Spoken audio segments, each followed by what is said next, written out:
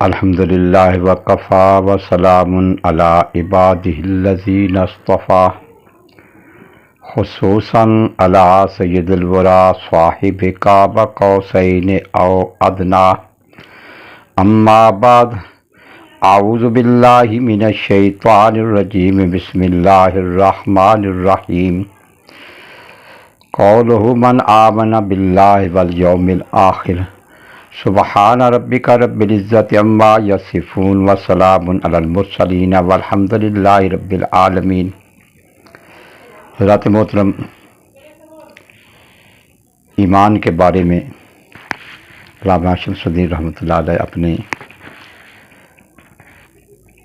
فصاحت رموز القرآن خلاصۃ البیان میں ارشاد فرماتے ہیں کہ ایمان کی پر جو احکام لازم ہوتے ہیں، شرعی احکام، ان کے متعلق آپ نے اپنے فصاحت البیان میں کچھ تھوڑا سا تفصیلاً بتایا ہے۔ فرمایا ھذا حکم آخر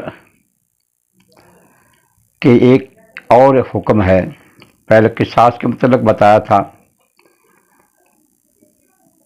اور وصیت کے متعلق اب رمضان کے متعلق بتاتے ہیں۔ وہ اکثر المحققین شہر رمضان اجمل اولا ذکر الصیام۔ آپ فرماتے ہیں کہ اکثر محققین نے اس کو بیان کیا ہے کہ شہر رمضان جو ہے، اس کا اللہ تبارک و تعالیٰ نے اجمالی طور پر صیام کے ساتھ یعنی روزوں کے ساتھ ذکر فرمایا، پھر اپنے بیان کو واضح فرمایا بعض کے ساتھ بقول ایام معدودات کہ یہ گنتی کے دن ہے۔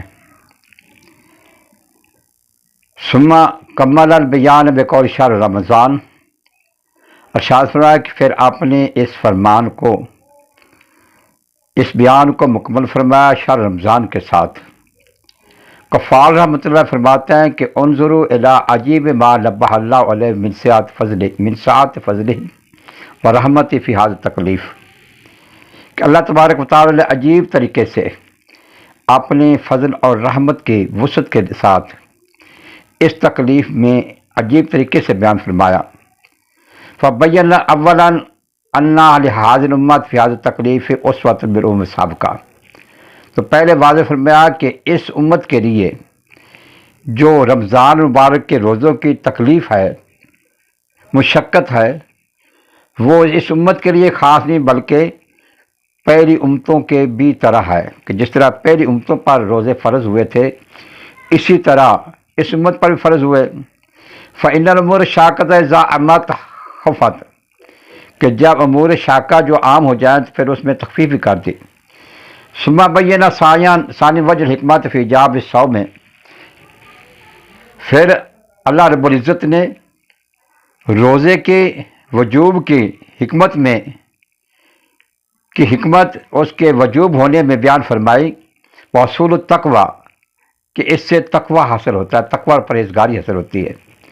ثم بین ثالث انہ مختصم بایام کلائن لا بکلھا، پھر بیان فرمایا کہ یہ سارا سال روزے نہیں بلکہ چند دنوں کے ساتھ ہے۔ ثم بین رابعا انہ خصم الاوقات بالشہر الذی انزل فیہ القرآن، پھر واضح فرمایا کہ اس کو اس مہینے کے مخصوص اوقات کے ساتھ خاص فرمایا کہ جس میں قرآن نازل کیا گیا، تاکہ اس کے شرف کو، اس کی عظمت کو معلوم کیا جا سکے۔ ثم ذکر خامسا ازالت مشقت فی الزامہ، پھر اللہ تبارک و تعالیٰ نے پابندیوں کے سب بیان فرمائی کہ اس کے لازم ہونے میں، یعنی رمضان مبارک کے فرض ہونے میں جو ان کو مشقت ہوئی ہے، اس کے لیے اللہ تعالیٰ نے کچھ تھوڑی تخفیف فرمائی۔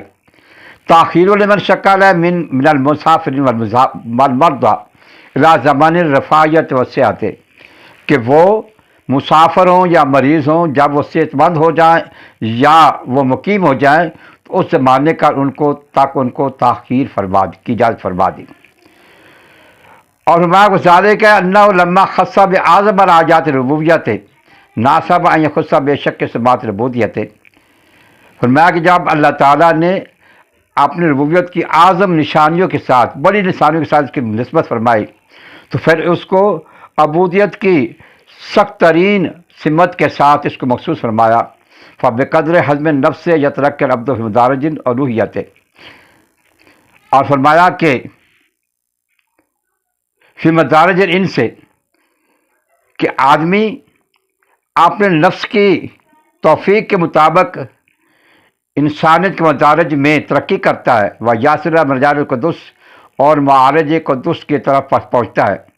وہ تن خارق الحول حجب الناسوتیہ. اور فرمایا کہ اس کے لیے ناسوتی حجابات جو ہے وہ ظاہر ہوتے ہیں. وہ یاتر الحلال حکم الالوہیہ لاہوتیہ.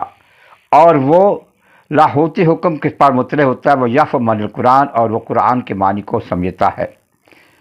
آج کے بیان کو اسی پر ختم کرتے ہیں. اللہ تبارک تعالیٰ توفیق عطا فرمائے. وَلَا إِلَٰهَ إِلَّا الْبَلَاغُ الْمُبِينُ.